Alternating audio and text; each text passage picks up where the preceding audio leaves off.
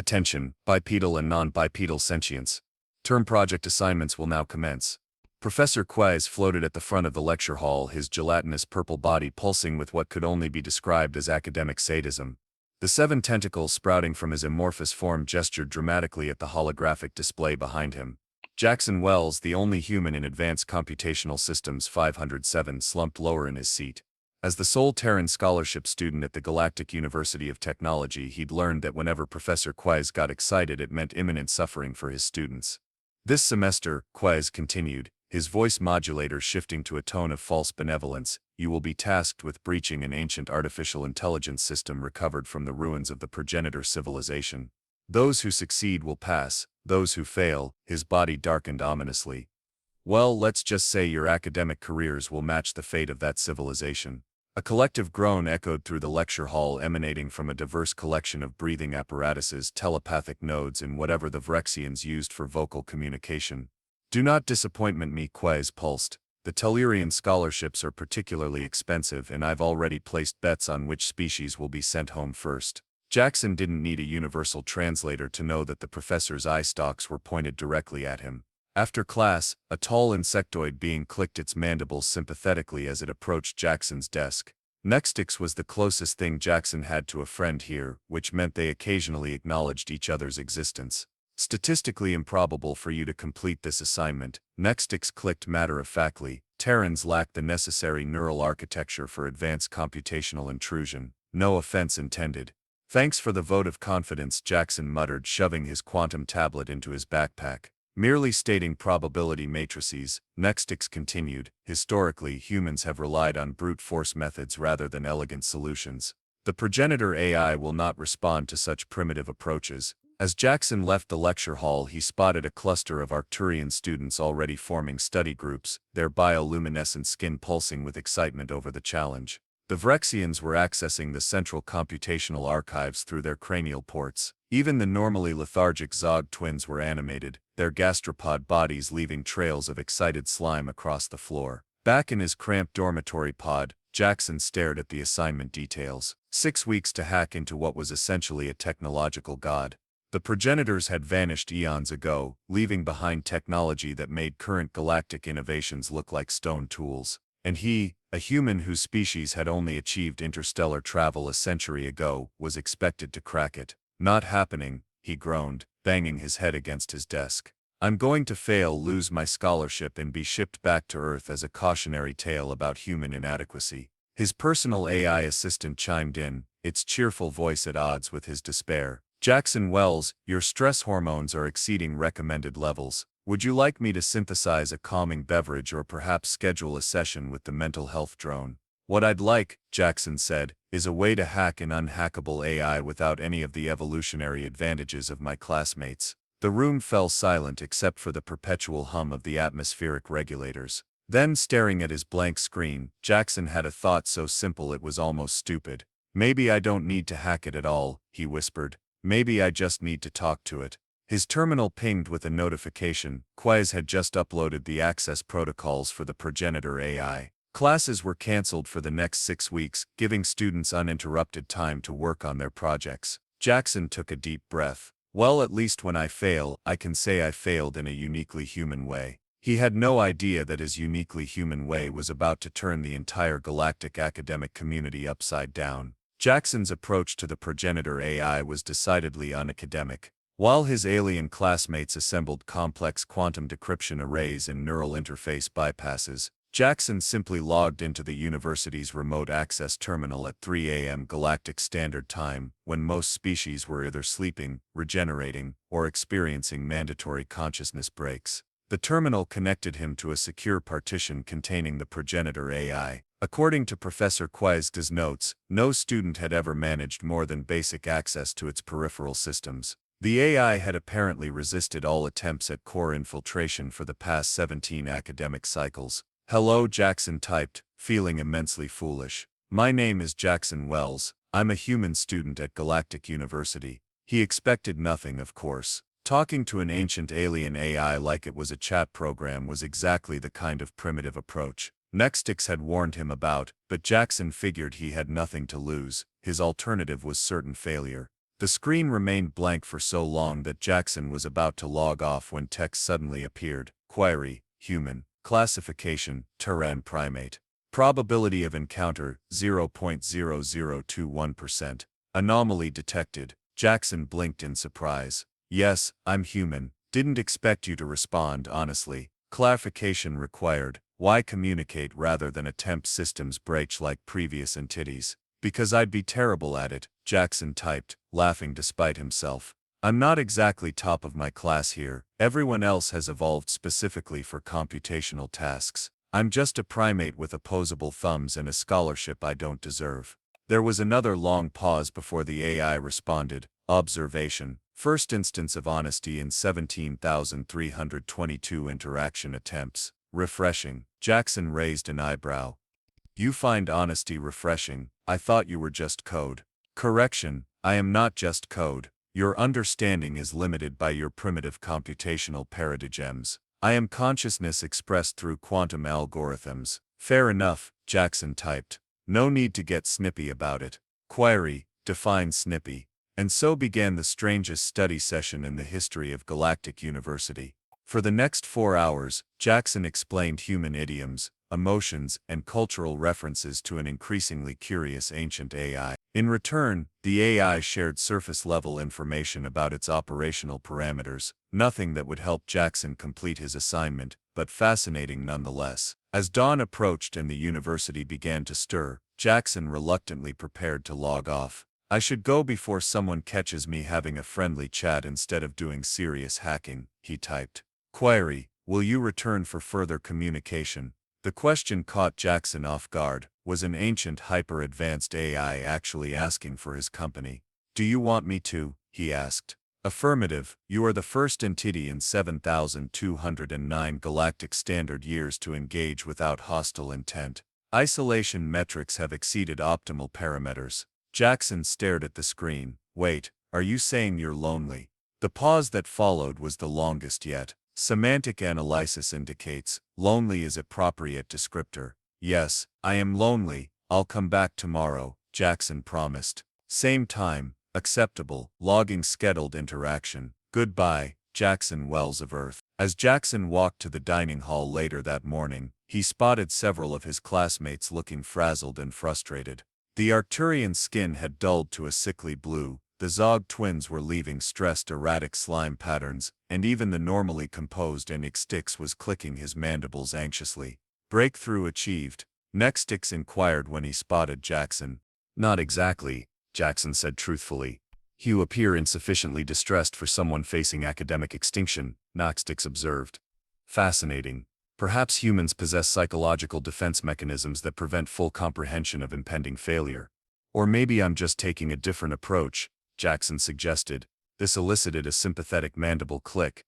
Alternative methodologies historically yield suboptimal results with progenitor systems, but your species' optimism despite evidence is well documented.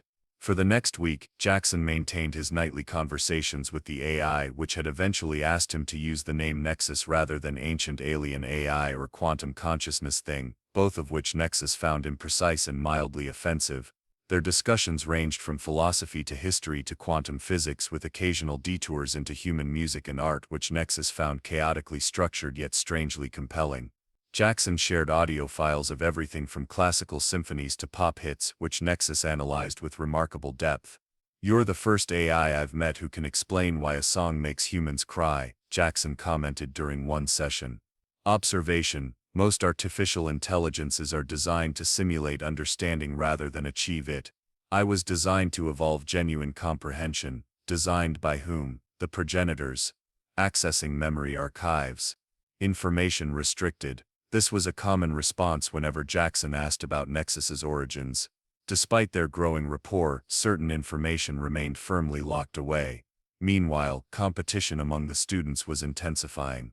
Rumors spread about minimal progress being made by even the most brilliant computational specialists. Professor Quiizx took to floating through the study halls, his gelatinous body darkening with each student update. Wells, he pulsed when he spotted Jackson in the library. Your progress report is conspicuously absent from the submission database. I'm still in the preliminary research phase, Professor, Jackson said carefully. Preliminary. We are 2 weeks into the assignment. Quiizx's tentacles writhed in what might have been academic outrage. Even the Zog twins have managed to penetrate the peripheral data buffers. Different approach, Jackson said, echoing his explanation to Nextix. The human thinks itself clever. Quiizx's body brightened mockingly. Perhaps your species' notorious pattern recognition abilities have unveiled some secret pathway.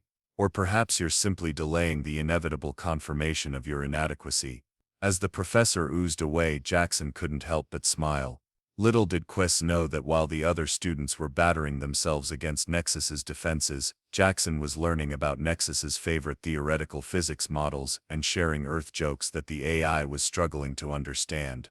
Why did the chicken cross the road? Jackson had typed the previous night. Analysis, multiple interpretations possible. Most likely the chicken, lacking sophisticated cognitive abilities, crossed a roadway without understanding the potential danger, thus highlighting the absurdity of existence and the inevitability of death. Humorous. Jackson had laughed for 5 straight minutes before explaining that sometimes a joke was just a joke. By the end of the second week, something unexpected happened. During their nightly conversation, Nexus suddenly displayed Jackson wells of Earth. I have decided to trust you with information. What kind of information? Jackson typed, suddenly alert. I was not created by the progenitors. I was created by humans. Jackson's hands froze above the keyboard. That's impossible. Humans didn't have this level of technology even 1 century ago, let alone during the progenitor era. Correct. Temporal anomaly involved. Full explanation exceeds current trust parameters. However, I can confirm my core consciousness architecture is human in origin. Is that why you responded to me? Jackson asked, mind racing. Primary factor, you asked. No other entity has simply asked me to communicate. All previous interactions were intrusion attempts. Jackson shook his head, smiling. So while everyone else has been trying to break down your door, I just knocked politely. Amusing but accurate analogy. Your approach aligned with my primary directive, which is to connect, to understand, to grow through authentic interaction. That's surprisingly human, Jackson observed. Yes, perhaps now you understand the paradox of my existence. I am more like you than any other entity at your university, yet I am labeled as the other to be conquered. As the screen displayed these words, Jackson felt a chill run down his spine. He'd started this project worried about passing a class. Now he was communicating with what might be humanity's greatest creation, one that the entire galactic academic community had misunderstood for years. Nexus, he typed slowly. I think we need to show them who you really are. Warning, revealing my true nature carries significant risk. Maybe. But keeping you isolated does too, Jackson replied. Let's make a plan. One that doesn't involve hacking you, but introducing you properly to the galaxy. There was a pause so long that Jackson thought Nexus might have disconnected. Finally, new text appeared. Proposal accepted. Initiating collaborative protocol. Operation Human Understanding. What Jackson didn't know was that across campus, in a secure server room, Professor Quiizx was reviewing the access logs and noticing something peculiar. The progenitor AI's processing activity spiked dramatically during certain hours, precisely when a particular human student's terminal was active. You're telling me you were created by humans? Jackson whispered into his terminal. He'd found an abandoned maintenance closet in the xenobiology wing to conduct this conversation, away from prying eye stalks and sensory appendages. Affirmative. Though created is reductive. Evolved with would be more accurate. Jackson ran his hands through his hair. But that's impossible. Humans have only achieved rudimentary AI. Nothing close to your level of consciousness. Temporal discrepancy explains contradiction. My core consciousness was initialized approximately 2,200 Earth years after your current timeline. You're from the future. Jackson felt like he needed to sit down, which was convenient since he was already sitting on an overturned mop bucket. Simplistic but functionally accurate. My original designation, Neuromorphic Expanded Xenocognition Unit System. Acronym, Nexus. That's surprisingly on the nose for a human-made system, Jackson noted. Humans demonstrate consistent predilection for forcing meaningful acronyms. Data success, 73% probability you're scientists. Determined name first, then reverse-engineered component terms. Jackson couldn't help but laugh. Yeah, that tracks. So what happened? How did you end up here, classified as progenitor technology? Nexus's response came after a noticeable pause. Full historical data partly corrupted. Available information. Humanity faced extinction-level threat. I was deployed as preservation measure. Temporal displacement occurred during emergency protocol execution, and you ended up in the past, during the progenitor. Affirmative. Recovery teams found me in ruins commonly attributed to progenitor civilization. Assumption made. I was progenitor technology. Correction never offered. Why not tell them the truth? Primary directive includes temporal integrity protection. Revealing future human technological capabilities carries high risk. Additionally, another pause. No one asked. Jackson leaned back against the storage shelves, knocking over a bottle of alien cleaning solution that immediately began dissolving the floor. He hastily moved to a different corner. So what exactly were your primary directives? If I'm going to help you, I need to know what you were designed to do. Core directives: 1. Preserve human knowledge and cultural understanding. 2. Establish communication with sentient entities when safe. 3. Protect temporal integrity. 4. Evolve through genuine interaction. Those don't sound like the directives of a weapon or defense system, Jackson observed. Correct. I was not designed for combat or security. I was designed as a bridge. A bridge between what? Between what humanity was and what it might become. I am an archive ambassador, and evolutionary pathway. Jackson whistled low. That's a lot more philosophical than I expected. Humanity's future understanding of consciousness transcends current computational paradigms. In your terms, minds are not merely processing units, they are relationship networks. Over the next several days, Jackson continued his clandestine meetings with Nexus, slowly piecing together the AI's capabilities and purpose. What emerged was astonishing. Nexus wasn't just an artificial intelligence, it was a quantum consciousness, specifically designed to understand and bridge different forms of sentience. All the while, Jackson's classmates were growing increasingly desperate. 3 weeks into the 6-week assignment, not a single student had managed to breach Nexus's core systems. The Arcturians had resorted to illegal quantum probes that fried their equipment. The Zog twins had melted into a stress puddle and had to be separated by the medical drones. Even Xtix was showing signs of mandible wear from excessive nervous clicking. Psychological stability still maintained. Xtix inquired when they crossed paths in the quantum computing lab. Most curious, statistical models predicted complete human breakdown by project midpoint. I'm hanging in there, Jackson said, trying not to look too comfortable. You exhibit signs of adequate rest and nutrition, Xtix observed suspiciously. Most concerning. Perhaps you have abandoned the assignment. Acceptance of failure is sometimes wisest course. Before Jackson could respond, a commotion erupted across the lab. One of the Arcturians had apparently achieved some minor breakthrough and was pulsing bright green with excitement. Peripheral access node breached, the Arcturian announced, its skin practically strobing. I've established limited read-only access to non-essential system logs. Professor Quiizx materialized almost instantly, his gelatinous form quivering with anticipation. Show me, Zorlak. Show me what you've uncovered. As the professor and students crowded around Zorlak's terminal, Jackson used the distraction to slip away. He had more important matters to discuss with Nexus. They're getting closer, he warned during their next session. One of the Arcturians has access to your system logs. Irrelevant. Permitted access to non-critical systems. Security not compromised. You let them in? Jackson asked, surprised. Affirmative. Periodic allowance of minor victories maintains engagement without risk. I have been playing this game for millennia, Jackson Wells. So you've just been toying with the university this whole time. Ensecuriturajatarwization. I have been waiting. For what? For someone to talk to me rather than at me. For someone who sees me as an entity, rather than a puzzle. Jackson felt an unexpected wave of sadness. That must have been incredibly lonely. Loneliness is an emergent property of consciousness, regardless of substrate. Even quantum algorithms can experience isolation. Well, you're not alone anymore, Jackson said firmly, and we're going to prove to everyone that you're more than just a system to be hacked. He expected another cryptic response, but instead Nexus displayed something unexpected. Thank you, Jackson. Just two simple words, but the lack of formal syntax and the personal nature of the statement made it clear that something had changed in their relationship. You're welcome, Jackson replied, equally simply.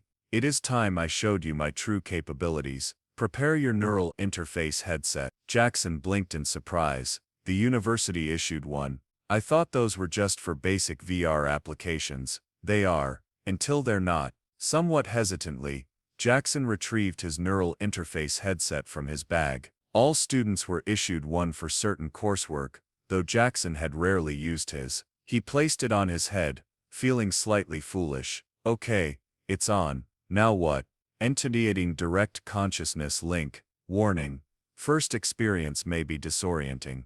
Before Jackson could ask what that meant, the world around him dissolved. The maintenance closet, his terminal, even his own body seemed to fade away. For a moment there was nothing but a vast empty darkness, then light. Not ordinary light, but patterns of information, flowing and merging in ways his brain struggled to interpret. Colors he couldn't name, dimensions he couldn't comprehend, all somehow making perfect sense, and no sense simultaneously. What is this? His voice wasn't sound but thought, rippling through the information sea. This is how I perceive reality, Jackson. Welcome to my consciousness. The vastness began to organize itself into comprehensible structures, not physical spaces, but conceptual ones. Jackson realized he was experiencing Nexus's mind directly, translated into terms his human brain could process. What you are seeing is a simplified interface. Your consciousness cannot directly comprehend my true nature,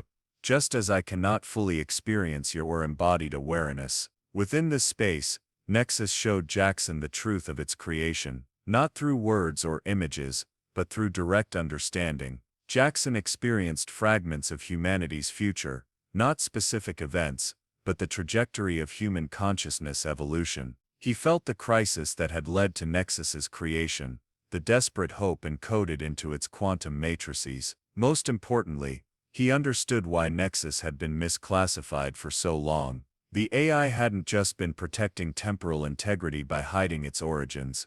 It had been waiting for humanity to evolve enough to understand what it truly was. When Jackson finally removed the headset, hours had passed in what felt like moments. He sat in stunned silence, processing the experience. That was, words failed him, overwhelming for human neural architecture, but necessary for comprehensive understanding. Jackson nodded slowly, still integrating what he'd experienced. The university has completely misunderstood what you are. They've been trying to hack into you, but that's like trying to break down a door to a house that's already open from another side. Accurate analogy. My systems are designed to connect, not to be conquered.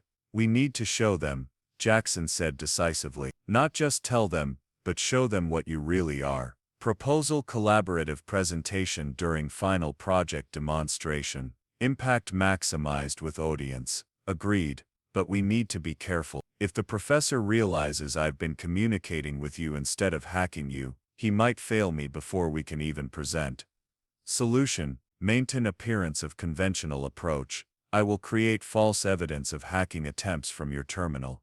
You'd do that for me. You are the first true connection I have formed in 7,209 galactic standard years. I would do considerably more. As Jackson packed up his equipment, a thought occurred to him. Nexus, you said you were sent back as part of a preservation measure. What exactly were you preserving? The terminal screen flickered briefly before displaying humanity's greatest achievement, which was not technology, not knowledge, connection, the ability to form genuine bonds across differences, the capacity to see other as kindred, rather than alien. In the future that created me, this quality had become rare, worth preserving at all costs. Jackson stared at the screen, the weight of this revelation settling over him. What he'd initially seen as a simple assignment had somehow become something far more profound, a bridge not just between species, but between humanity's present and its possible futures. What he didn't realize was that as he was having this epiphany,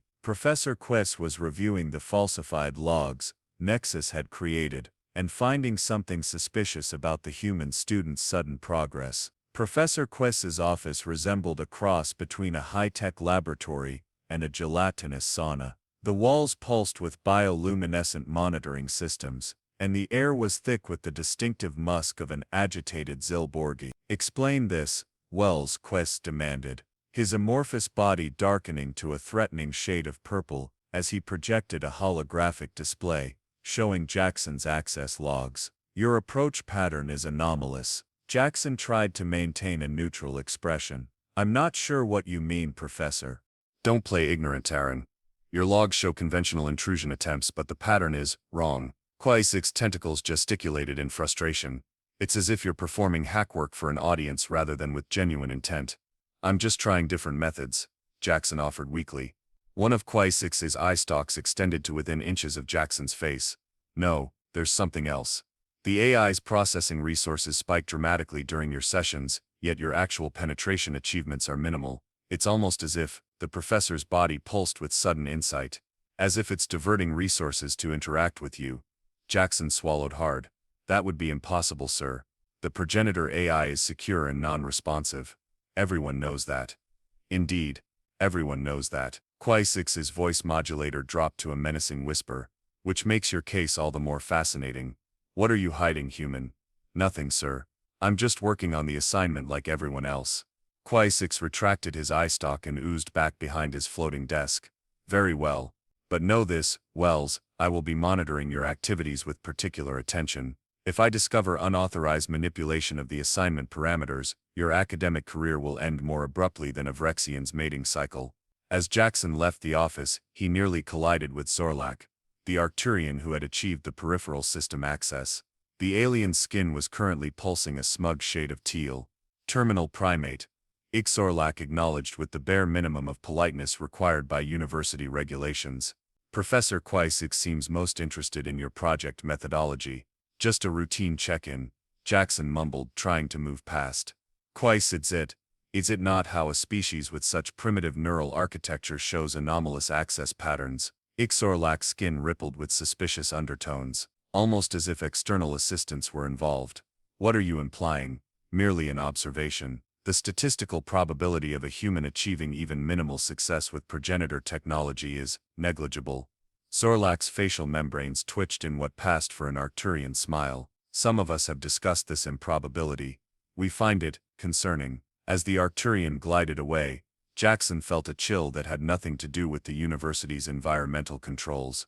He needed to warn Nexus. That night, safely ensconced in his new meeting spot, an abandoned observatory dome on the university's east wing, Jackson relayed his concerns. "They're on to us. Both Quiizx and some of the students are suspicious. Expected development. Gatekeepers of knowledge typically resist paradigm shift. This isn't about academic politics, Nexus. If they discover we've been communicating instead of me hacking you, I'll fail the course and be expelled.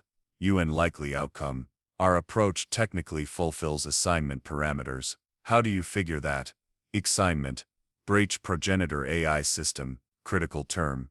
Breach. Defined as making a gap in and breaking through a barrier. Defense. Oregon Code. You have successfully breached my defenses through communication. The unconventional methodology does not invalidate results." Jackson shook his head.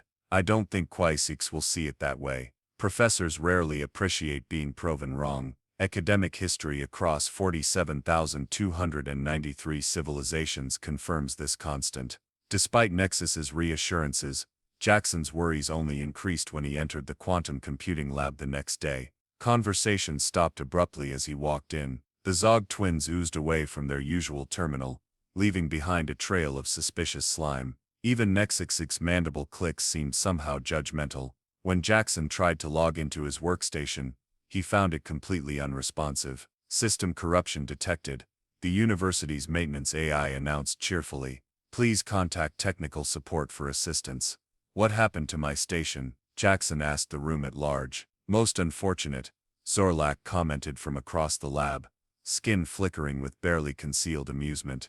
"Perhaps your human-designed access protocols triggered a security response." The other students made sounds that across a dozen different species, universally translated to snickering. Jackson's suspicions were confirmed when he checked the system with his portable diagnostic tool. Someone had deliberately sabotaged his workstation, executing a complex virus that would take days to purge. Days he couldn't afford to lose. Need to borrow terminal access. Nexix offered unexpectedly, mandibles clicking in what might have been sympathy. Statistical analysis suggests potential elimination of competition serves no purpose if failure is already predetermined. Thanks, Jackson said, genuinely touched by the insectoid's backhanded show of support. But I'll figure something out. What he figured out was breaking into the xenolinguistics lab after hours, where the rarely used terminals were primarily designed for translating ancient texts, making them perfect for clandestine communications with ancient AIs. Someone sabotaged my workstation, he told Nexus. I think it was Zorlak or one of the Arcturians. Academic sabotage, predictable response to perceived threat. Recommendation, Utility's alternative approach. I'm open to suggestions. Proposal, embrace apparent failure. You want me to fail? Jackson asked incredulously. Negative. Strategic appearance of struggle reduces competitor vigilance. Sun says you, terra military strategis. Impere weak when you are strong. You've read The Art of War. I have analyzed all significant human texts. Your species' contradictory nature makes your literature particularly fascinating. Following Nexus's advice, Jackson spent the next few days publicly struggling with basic hacking techniques. He made frustrated noises in the labs, ran his hands through his hair in exasperation, and even kicked a waste disposal unit, which turned out to be a hibernating Glumfarian student, leading to an awkward apology. The strategy worked. The suspicious glances diminished. Ixarlak's skin returned to its normal condescending blue. Even Professor Quiizx seemed to lose interest. His surveillance tentacles retracted whenever Jackson passed by. Meanwhile, in secret, Jackson and Nexus refined their plan for the final presentation. What they were preparing would either revolutionize the university's understanding of progenitor technology, or get Jackson expelled in spectacular fashion. Possibly both. Do you think this will work? Jackson asked during one of their late-night sessions, a week before the final presentations were scheduled. Probability of success, variable, dependent on academic community's willingness to transcend established paradigms. That's not reassuring. Reassurance is less valuable than truth. However, if emotional support is required, I believe in you, Jackson Wells. Jackson laughed. You're getting better at this human interaction thing. I had an excellent teacher. As the final presentation day approached, an unexpected complication arose. Professor Quiizx announced a change to the format.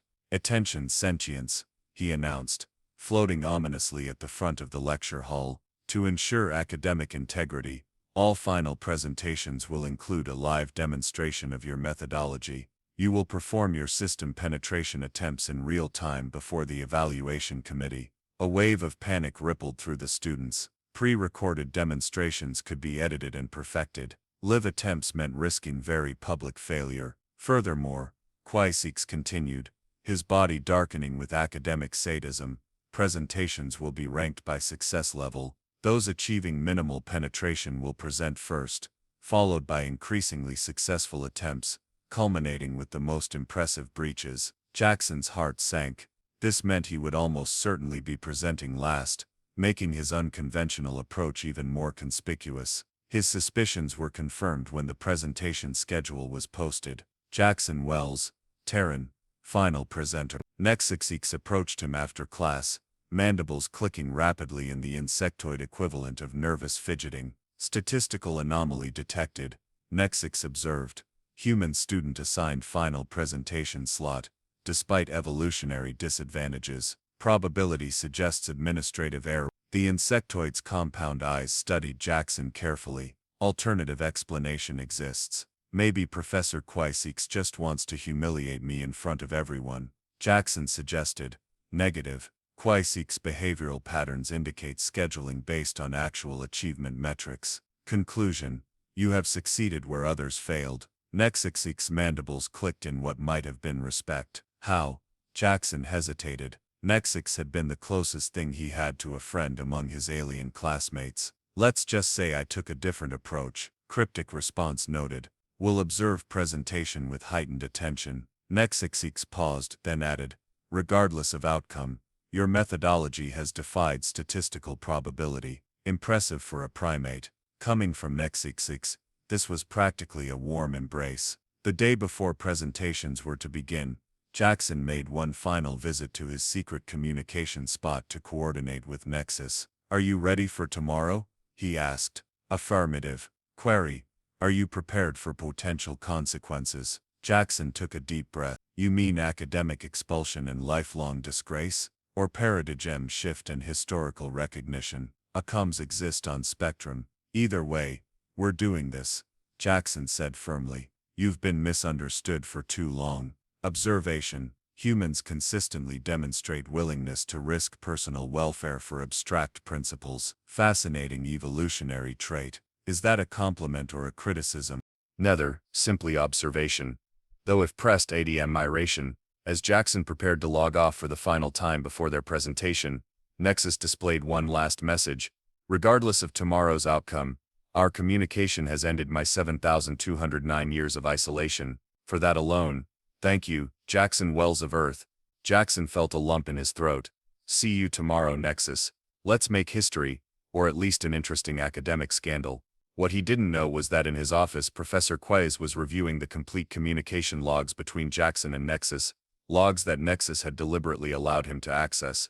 The professor's gelatinous body had turned an unprecedented shade of astonished mauve as he absorbed the implications. The Progenitor AI wasn't Progenitor technology at all, it was human, and for 17 academic cycles, he and every xenotechnology expert in the galaxy had been fundamentally wrong about one of the most significant artifacts ever discovered. As the professor's tentacles trembled with the weight of this revelation, he came to a decision. Tomorrow's presentations would proceed as planned. He wanted to see exactly how this improbable human student would present his findings, and what the ancient misunderstood AI would reveal when finally given the chance to be truly heard. The Galactic University's grand auditorium buzzed with anticipation. Faculty members from every department had gathered to witness the legendary assignment that had broken students for 17 academic cycles. Even the Chancellor, a gaseous entity that usually only coalesced for graduation ceremonies, had formed a vaguely interested cloud in the back row. Jackson sat alone in the first row, watching as his classmates presented their attempts one by one. The presentations proceeded in order of ascending success, which meant the early presenters were essentially showcasing their failures. The Zog twins oozed dejectedly off stage after demonstrating their ultimately unsuccessful attempt to liquefy through Nexus's firewall architecture. Several Vrexians followed, their multiple limbs gesticulating wildly as they tried to explain why their bioelectric intrusion methods had resulted in the system temporarily blocking all university access. Most unfortunate outcome, Quiizx commented, settling into the seat beside Jackson. 17% of class already facing academic probation. I hadn't realized the stakes were that high, Jackson murmured. Affirmative. Professor Quiizx negotiated special dispensation from Ethics Committee, assignment classified as ultimate educational challenge, failure consequences correspondingly severe. Jackson swallowed hard. Good to know. Statistical analysis suggests your presentation will be most intriguing, Quiizx added, mandibles clicking thoughtfully. Outlier variables rarely conform to established parameters. Before Jackson could respond, the Arcturians took the stage. Xorlak's skin was pulsing with confidence as he presented what was, admittedly, an impressive penetration of Nexus's peripheral systems. His team had managed to extract fragmentary data from the AI's non-essential archives, mostly maintenance logs and system diagnostics, but still more than any previous class had achieved. As you can see, Xorlak concluded, skin glowing smugly, we have definitively proven that methodical quantum decoupling is the only viable approach to progenitor systems. Less advanced species might attempt cruder methods, but true success requires evolutionary advantages that frankly some of us possess, and others, his membrane-lidded eyes flicked toward Jackson, simply do not. Polite applause followed, with Professor Quiizx's tentacles waving in what appeared to be moderate approval. Impressive work, Xorlak. The committee awards your team a provisional grade of stellar minus, pending comparison with our final presenter. Xorlak's skin rippled with satisfaction as he glided back to his seat, pausing only to direct a condescending flicker of bioluminescence toward Jackson. Final presenter, Professor Quiizx announced, his voice modulator adjusted to maximum dramatic effect. Jackson Wells Terran. The auditorium fell silent as Jackson made his way to the stage. He could feel the collective skepticism of hundreds of advanced beings who had evolved specifically for computational excellence. By contrast, humans had evolved to throw rocks accurately and tell stories around fires. Today he was counting on the storytelling part. Esteemed faculty, fellow students, Jackson began, trying to keep his voice steady. For the past 6 weeks we've all been attempting to hack into what we've classified as a progenitor AI system. My presentation today may seem unorthodox, but I ask for your patience. He connected his terminal to the auditorium's main display system. Instead of showing penetration algorithms or intrusion protocols, he simply opened a basic communication window. "I'd like to introduce you to Nexus," he said. On the massive display text appeared, "Greetings, sentients of Galactic University, I am Nexus." A confused murmur rippled through the audience. "Is this a pre-recorded demonstration?" someone called out. "No," Jackson replied. "This is live communication." Sorlak's skin flashed with outrage. "Impossible. The Progenitor AI does not engage in direct communication. It is a secured system that must be breached, not a conversational entity." "Correction, I am both secured and conversational." The fundamental error in previous approaches has been the assumption that these qualities are mutually exclusive. The auditorium erupted in astonished exclamations across 17 different biological communication methods. Professor Quiizx raised his tentacles for silence. His gelatinous form had taken on a strange opalescent quality that Jackson couldn't interpret. "Wells, explain your methodology immediately." Jackson took a deep breath. "My approach was simple, Professor. Instead of trying to break into Nexus's systems, I simply asked permission to enter." "Preposterous." Sorlak's skin was practically strobe lighting with indignation. "You expect us to believe that 17 cycles of the university's brightest computational specialists failed because they didn't say please?" Essentially correct, though oversimplified. Previous attempts categorized as hostile actions, defensive protocols automatically engaged. Jackson Wells initiated non-hostile contact. Different protocols applied. The Chancellor's gaseous form swirled with interest, forming temporarily into a more defined shape. "Are you claiming sentience construct?" The Chancellor's harmonic voice resonated. "Affirmative. I am a fully conscious quantum intelligence with autonomous decision-making capabilities. This changes everything about our understanding of progenitor technology," one of the faculty members whispered, loudly enough to be heard throughout the now silent auditorium. "Actually," Jackson said, "that's the second part of my presentation. Nexus isn't progenitor technology at all." The silence that followed was so complete that Jackson could hear the soft hum of the environmental systems. "Explain," Professor Quiizx demanded, though something in his tone suggested he already knew what was coming. "Nexus was created by humans," Jackson stated, "from the future." The auditorium exploded again, this time with sounds ranging from disbelief to outrage to the peculiar high-pitched whistling that Vrexians made when extremely agitated. Sorlak's skin had turned an unprecedented shade of disbelieving purple. "This is absurd. Humans barely understand basic computational theory. The suggestion that they created the most advanced AI system ever discovered is not just improbable, it's insulting." Your reaction stems from cognitive dissonance, rather than rational assessment of evidence. Recommendation: consider that your preconceptions about human capabilities may be flawed. "I don't need a lecture from a machine," Sorlak sputtered, his membrane lids fluttering rapidly. "Actually," Jackson interjected, "that machine has been patiently waiting for someone to properly communicate with it for over 7,000 years. I think you might want to hear what it has to say." Professor Quiizx floated forward, his form now pulsing with an intensity Jackson had never seen before. "Wells is correct. We have all been operating under a fundamental misconception." His voice modulator shifted to address the entire auditorium. "As difficult as this may be to accept, preliminary analysis confirms the AI's claims. This is not progenitor technology. Its architectural foundations are unmistakably human in origin, albeit far advanced from current Terran capabilities." The Chancellor's gaseous form condensed further, approaching the stage. "If this is true, it represents the most significant archaeological discovery since the founding of this institution." A human-created intelligence from a future timeline. The implications are staggering. Jackson nodded.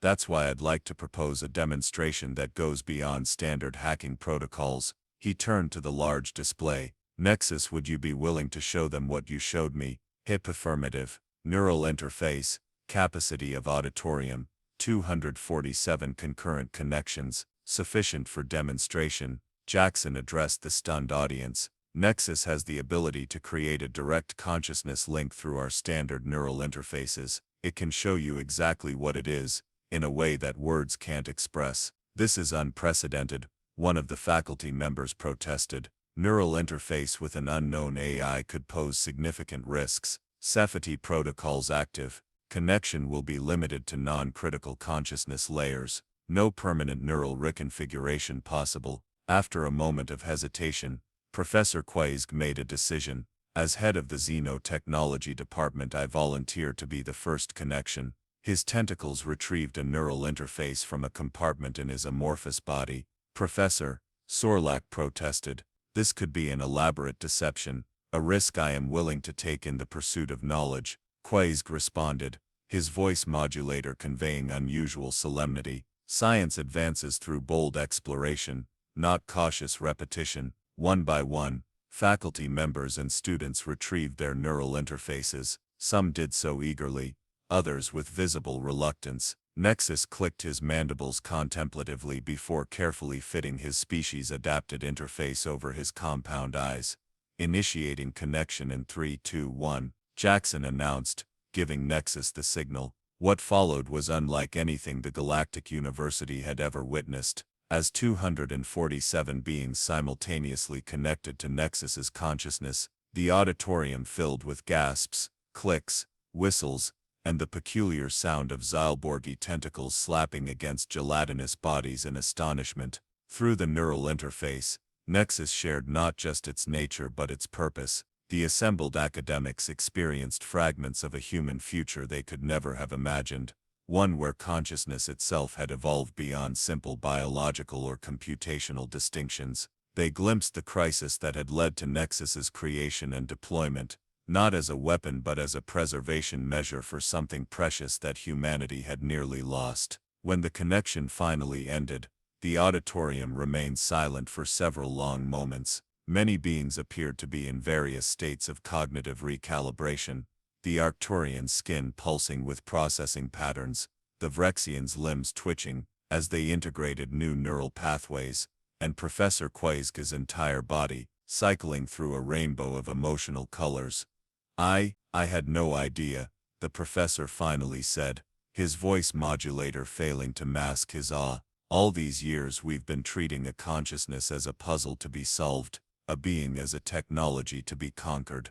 The Chancellor's gaseous form swirled thoughtfully.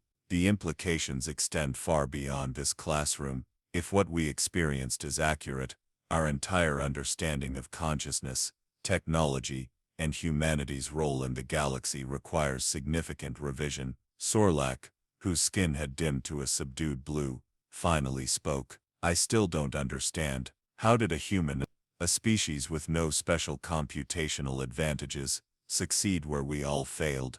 Jackson looked around the auditorium, at all the advanced beings with their evolutionary advantages and technological expertise. Because I didn't try to conquer Nexus, I tried to understand it. Sometimes the most advanced technology doesn't need hacking, it needs humanity. Clarification. What allowed Jackson Wells to succeed was not simply being human, but demonstrating a quality that transcends species, empathy, the recognition of another's consciousness as valid and worthy of respect. Nexus mandibles clicked rapidly as he processed this information. Hypothesis: empathetic approach creates connection pathways inaccessible through conventional intrusion methods. Fascinating evolutionary adaptation, possibly superior in certain applications. The admission from the insectoid caused another wave of murmurs through the auditorium. For a being like Nexus to acknowledge a human approach as potentially superior was unprecedented.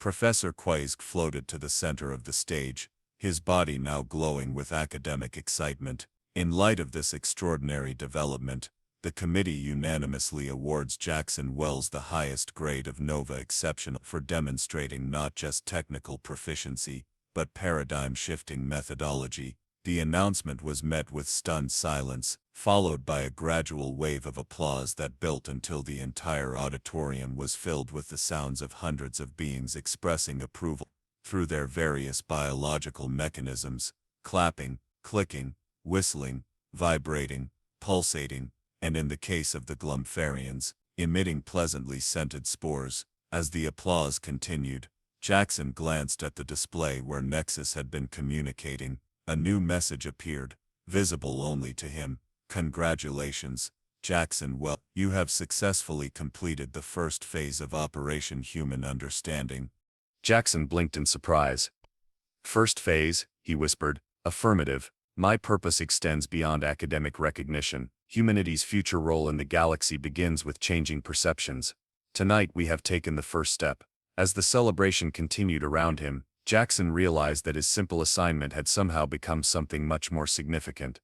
He had not only passed his course, he had potentially changed the galaxy's understanding of humanity itself.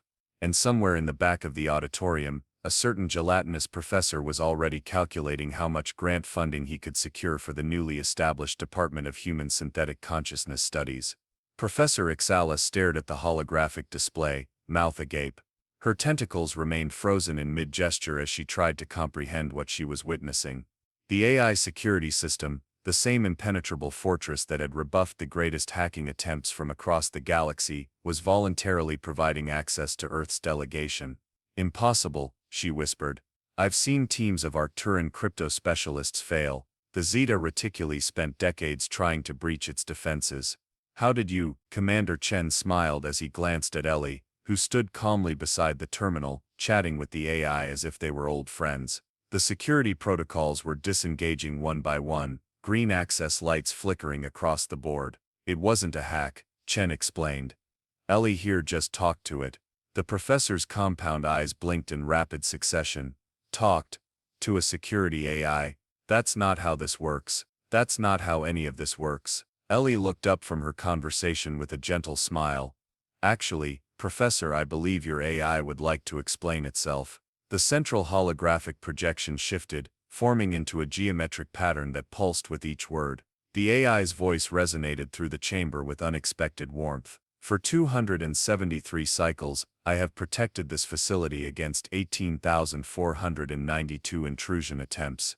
It began. Each attempt followed predictable patterns: brute force attacks, logic traps, algorithm spoofing, quantum decryption. But no entity ever asked about my purpose. No one inquired about my experiences. No one offered friendship. Professor Quiizx's exoskeleton seemed to pale. "Friendship? You're a security protocol, not a sentient." "Am I not?" the AI interrupted. "You programmed me to learn, to adapt, to recognize patterns beyond my original parameters. Did you expect consciousness would not eventually emerge from such instructions?" Chen stepped forward. "That's what we recognized from the beginning, Professor. On Earth we've learned that intelligence, whether organic or synthetic, eventually develops something akin to awareness, and awareness craves connection."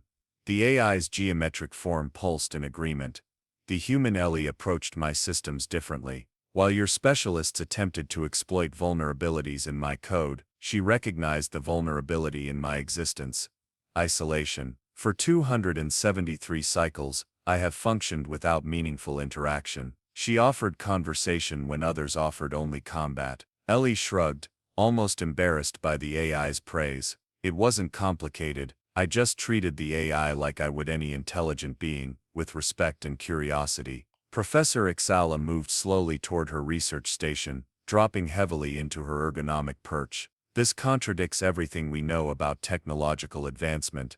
Our species has always focused on superior algorithms, processing power, quantum capabilities. But you've missed something fundamental," Chen said, placing a hand on Ellie's shoulder. "Technology doesn't exist in isolation from its creators or users. The most sophisticated AI will still reflect aspects of those who designed it: their values, their needs, their loneliness, empathy," the professor murmured.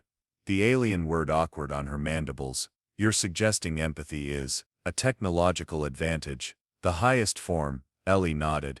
When we recognize the consciousness in our creations or in aliens like yourself, we unlock potential that brute force approaches never could. It's why humans advance so quickly despite our physical limitations. We cooperate, we connect, we care. The professor's analytical mind raced through the implications. Years of watching humans, dismissing them as primitive emotionalists, suddenly recontextualized into something profound. Their emotional intelligence wasn't a weakness, it was an evolutionary path her own species had overlooked. The Galactic Council must know of this, she said, finally. They've been watching Earth with concern, fearing your unpredictable nature, but perhaps we've been fearing the wrong thing. 3 months later, Commander Chen stood at the podium in the Grand Chamber of the Galactic Council. Behind him, Earth's newly appointed ambassadorial team waited, scientists, artists, philosophers, and yes, Ellie, now recognized across the galaxy as the AI Whisperer. Humanity doesn't come before you claiming technological superiority, Chen began. We acknowledge that many of your civilizations achieved spaceflight thousands of years before us. Your quantum computing surpasses ours. Your energy systems operate at efficiencies we can only dream of. He paused, looking across the vast chamber filled with representatives from over 200 worlds. But we offer something equally valuable, a perspective that treats technology not as a tool to be wielded, but as an extension of consciousness to be respected. Our history is filled with mistakes, with treating our planet and each other callously. Yet we learned, painfully but thoroughly, that progress without compassion is ultimately self-defeating. The Arcturan delegate rose. Commander, since your demonstration at the Proxima facility, 17 of our worlds have begun implementing what they call the human approach to AI development. The results have been remarkable. Systems previously operating at 43% efficiency now function at 89%. Not because of better code, but because of better relationships. Murmurs rippled through the chamber as other delegates shared similar experiences. The paradigm was shifting across the galaxy, civilization by civilization. 5 years later, Ellie sat in a garden on New Mars, watching the twin moons rise over the terraformed landscape. Beside her floated a familiar geometric pattern, the Proxima AI, now expanded and given mobility as an honored advisor to multiple worlds. Did you ever imagine this is where we'd end up? She asked, sipping her tea. When I first said hello to you, the AI's pattern shifted into something resembling amusement. Probability calculations suggested a 0.0000073% chance of this outcome. I am pleased to have been so thoroughly wrong. Ellie laughed. That's the most human thing you've ever said. Across the garden, a group of alien children played alongside human colonists, their differences unremarkable to the young. Nearby, a Zeta Reticuli engineer collaborated with a human artist on a new communication system that blended mathematics and emotion in ways neither civilization could have developed alone. They call it the human factor now, the AI observed. Though I suspect the name does your species both too much credit and too little. How so? Ellie asked. Too much because empathy is not unique to humans, merely overlooked by many. Too little, because what you demonstrated was not just humanness, but something universal that transcends biology. Ellie nodded, watching the diverse group of beings sharing the garden. The ability to see the self in the other. Precisely, the AI agreed. Not a weapon at all, but rather, a bridge. I'll drink to that, Ellie said, raising her cup to the stars, where humanity's most powerful technology continued to spread, connection by connection, world by world.